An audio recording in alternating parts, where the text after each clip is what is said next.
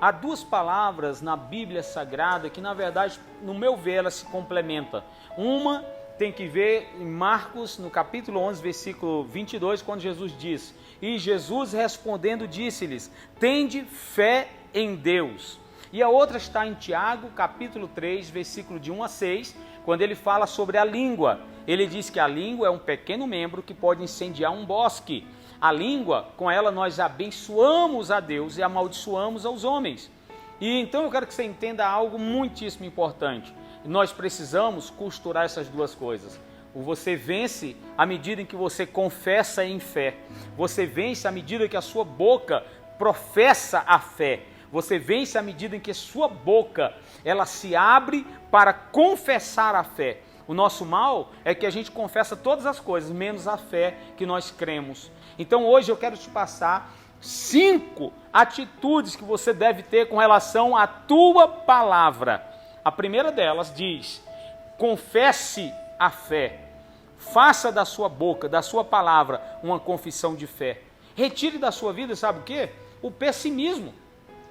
Gente, quantas pessoas a gente olha para elas e a gente vê, e a postura tem que ver, sabe mais ou menos com o quê?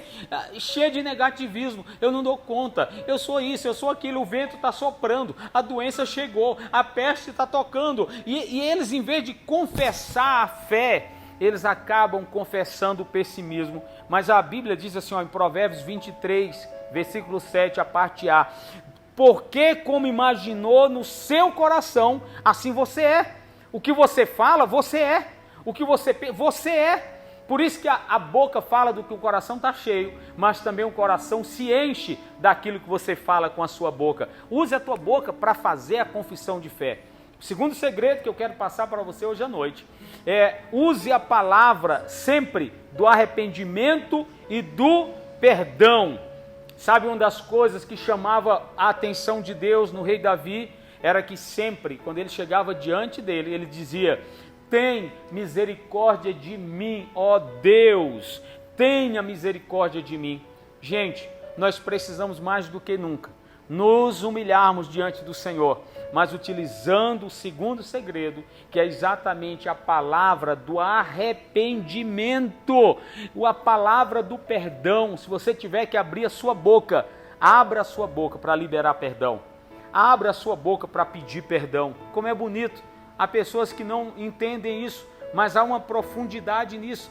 Como é lindo você pedir. Jesus ensina até dar esmolas. Jesus ensina.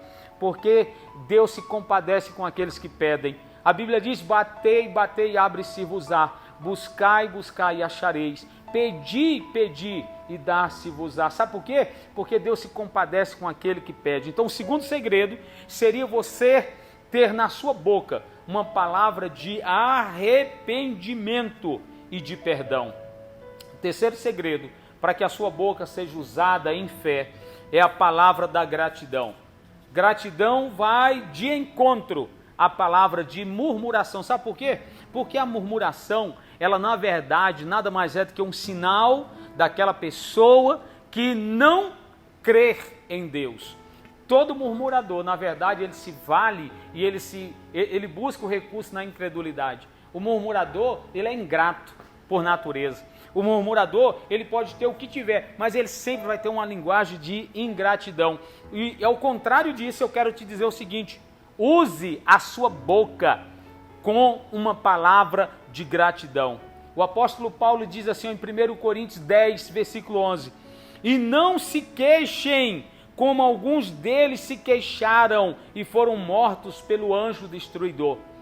Todos aqueles que são ingratos, na verdade, acabam morrendo por esse anjo destruidor. Essas coisas aconteceram a eles como exemplos e foram escritas como advertência para nós. Retire da sua boca a ingratidão. Que nesta hora você tenha em si uma palavra de gratidão. Gente, não há nada melhor do que você agradecer. Muito obrigado, Pai, por você existir na minha vida. Muito obrigado, minha esposa, por você existir na minha vida. Muito obrigado, mãe, por você existir na minha vida. Muito obrigado, você que está me ouvindo, porque você faz parte da minha vida. Nós somos interdependentes. A gratidão, ela vai muito mais além também do que uma palavra. A gratidão é um estilo de vida.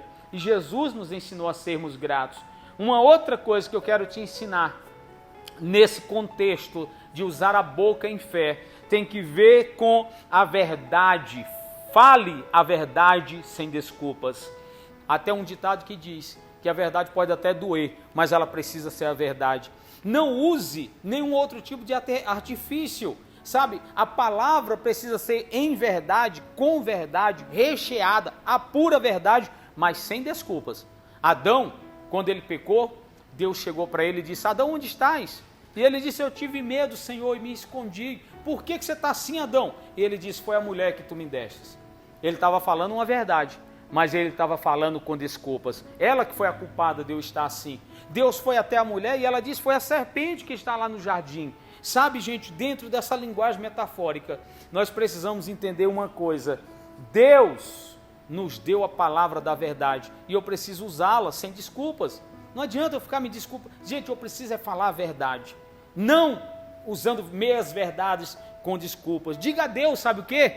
Deus, o erro foi meu. Deus, o pecado também é meu. Mas eu quero te perguntar uma coisa. O que eu devo fazer para eu consertar o meu erro? Não há nada mais nobre do que isso, gente. O que eu devo fazer para consertar o meu erro? Isso chama-se falar a verdade sem desculpas. Uma outra coisa que você precisa carregar na sua boca, e eu também, para usar a nossa boca em fé, é sempre exaltar a vida. Hoje, as pessoas, inclusive nesse tempo agora de Covid-19, têm exaltado a morte. Os jornais, se você espremer, sai sangue, tem mau cheiro, porque tem exaltado a morte. Mas a palavra de Deus quer que nós tenhamos as experiências com a morte, mas exaltando a vida. Jesus disse: eu vim para que tenham vida e a tenham em abundância. Uma das coisas que a gente precisa carregar sempre é que eu prefiro, e você deve preferir, falar as verdades de Deus em vida, recheadas com alegria, e assim a gente vai vencer do que a gente prefere, a gente não deve preferir falar as verdades, as verdades entre aspas de Satanás. Eu prefiro e eu preciso falar as verdades de Deus, exaltando a vida, porque ela está sobre nós. Ele nunca nos abandonou e Ele está em nós, e Ele habita em nós, Ele nos conhece de dentro para fora, e Ele vai nos dar força e vitória, inclusive nesse tempo que se chama tempo ruim e mau. Que Deus te abençoe em Cristo e tenha uma boa semana.